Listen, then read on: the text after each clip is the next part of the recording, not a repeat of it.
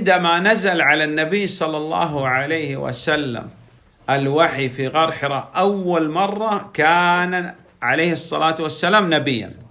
Качан пайгамбар саллаллаху алейхи вассалам Хиро үңкүрүндө жүргөндө эң биринчи ага ошо аяттар вахий түшкөндө ошол учурда ал пайгамбар болду. وعندما نزل عليه أول سورة يا أيها المدثر كان رسولا عليه الصلاة والسلام. Жана Ал-Муддассир сүрөсүндө я айюхал муддассир деп оронуп алган, оронуп алган деген аяттар түшкөндө бул аяттар аркылуу ал элчи болду. فهو نبي ورسول عليه الصلاة والسلام. Ошон демек ал саллаллаху алейхи вассалам ал пайгамбар дагы элчи дагы.